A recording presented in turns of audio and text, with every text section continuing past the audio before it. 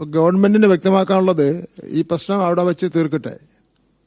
അവിടെ ഇതിനിടയിൽ ഒരു ഒത്തുതീർപ്പ് പുറത്തുള്ള ജനപ്രതിനിധികളും പൊതുപ്രവർത്തകരെല്ലാം ചേർന്നുകൊണ്ട് ഒരു ഒത്തുതീർപ്പ് നടന്നതായി കേൾക്കുന്നു, പത്രങ്ങളിലൂടെ കേൾക്കുന്നു. ആ പ്രശ്നത്തിൽ വിഷയം തീരണമെങ്കിൽ തീർന്നോട്ടെ. ഇപ്പോൾ ഞാൻ മനസ്സിലാക്കിയെടുത്തോളം കുട്ടിയുടെ രക്ഷകർത്താവ് പഴയ സ്റ്റാൻഡിൽ നിന്ന് മാറി ശിരോവസ്ത്രമില്ലാതെ തന്നെ കുട്ടിയെ സ്കൂളിൽ അയക്കാം എന്ന് സമ്മതിച്ചു എന്നാണ് പറയുന്നത്. അതോടുകൂടി പിന്നെ പ്രശ്നം തീർന്നല്ലോ, ആ പ്രശ്നം തീർന്നു. പക്ഷെ ഒരു കാര്യം, ഈ ഗവൺമെൻറ് ഇക്കാര്യത്തിൽ ഇടപെട്ടത്, മുഖ്യമന്ത്രിയുടെ ഓഫീസ് ഇക്കാര്യത്തിൽ ഇടപെട്ടത്, ഒരു കുട്ടിയുടെ അവകാശം, അവരെ ക്ലാസ്സിലിരുന്ന് പഠിക്കുന്നതിന് വേണ്ടിയുള്ള അവകാശം നിഷേധിക്കുവാൻ ആർക്കും അവകാശമില്ല. എന്തിൻ്റെ പേരിലായിരുന്നാലും ആർക്കും അവകാശമില്ല.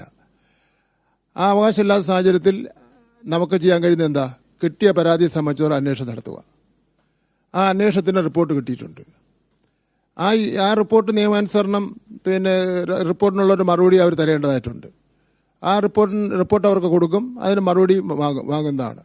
മറുപടി വാങ്ങിയാലും പ്രശ്നം കൂടുതലിന് വഷളാക്കേണ്ട കാര്യമില്ല. പ്രശ്നം ഇതുവഴി അവസാനിപ്പിച്ച ശേഷം ഭരണഘടന പറയുന്നതനുസരിച്ചും കോടതി വിധികൾക്കനുസരിച്ചും കേരള വിദ്യാഭ്യാസ നിയമം അനുസരിച്ചും ദേശീയ വിദ്യാഭ്യാസ നിയമം അനുസരിച്ചും സ്കൂൾ പ്രവർത്തിപ്പിക്കുന്നതിന് വേണ്ടി തയ്യാറാവണം. അതിലെല്ലാം അടങ്ങിയിട്ടുണ്ട്.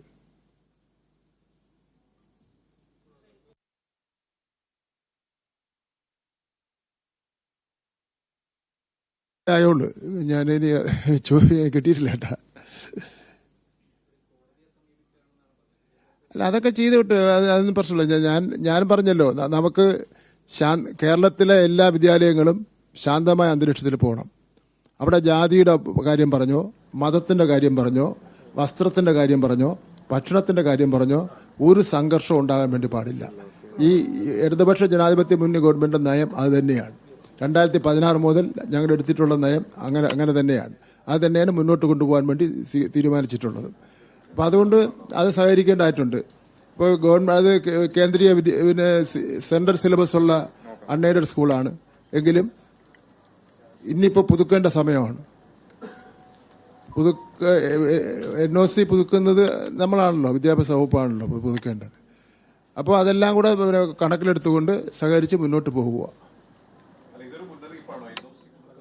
അല്ല, ഞാൻ എൻ്റെ നടപടിക്രമം നിങ്ങൾക്ക് അറിഞ്ഞുകൂടെന്ന് എക്സ്പ്ലെയിൻ ചെയ്തത്. അൺഎയ്ഡഡ് സ്കൂളായിരുന്നു. അൺഎയ്ഡഡ് സ്കൂളിൽ നമുക്ക് ചില അധികാരങ്ങൾക്ക് പരിമിതിയുണ്ടല്ലോ. എയ്ഡഡ് സ്കൂളിലെ അധികാരങ്ങൾ കുറച്ചുകൂടെ വേറെ വ്യത്യാസമാണ്, ഗവൺമെന്റിന് വ്യത്യാസമാണ്. അത് മൂന്നും ഞാൻ വ്യക്തമാക്കിയതാണ്.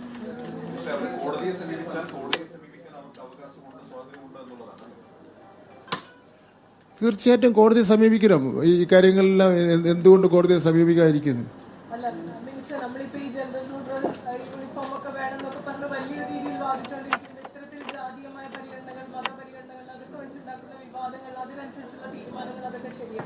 അല്ല, അതിന് സ്ട്രോങ് ആയിട്ട് ഇടപെട്ടല്ലോ. ഒരു വിട്ടുവീഴ്ചയില്ലാതെ പരാതി കിട്ടിയ അപ്പോൾ തന്നെ ഇടപെട്ടു. അപ്പോൾ തന്നെ അന്വേഷണം, ഞാൻ വായിച്ചില്ല അതിൻ്റെ ഭാഗങ്ങളെല്ലാം, അന്വേഷണം നടത്തി അതിൻ്റെ റിപ്പോർട്ട് വളരെ വേഗതയിൽ കൊണ്ടുവന്നു. പക്ഷേ ഗവൺമെൻറ്റിൻ്റെ നയമെന്ന് പറഞ്ഞാൽ പ്രശ്നം പരിഹരിച്ച് മുന്നോട്ട് പോവുക എന്നുള്ളതാണ്. അപ്പോൾ അവർ പ്രശ്നം സൗഹാർദ്ദപരമായി പരിഹരിച്ചു എന്ന് പറഞ്ഞാൽ, അല്ലാതെ ആ പരിഹരിച്ച പോരാ, ഒന്നുകൂടെ നിങ്ങൾ പരിഹരിക്കില്ലെന്ന് പറയേണ്ട കാര്യമില്ല. പരിഹരിച്ച് മുന്നോട്ട് പോവുക. പക്ഷേ ഈ നമ്മുടെ നാട്ടിലുള്ള വിദ്യാഭ്യാസ രംഗത്തുള്ള വ്യവസ്ഥകൾക്കും നിയമങ്ങളും അത് ഏതെങ്കിലും ഒരു വിഭാഗത്തിന് മാത്രം ഇളവ് ചെയ്ത് കൊടുക്കുന്ന പ്രശ്നമേ ഇല്ല.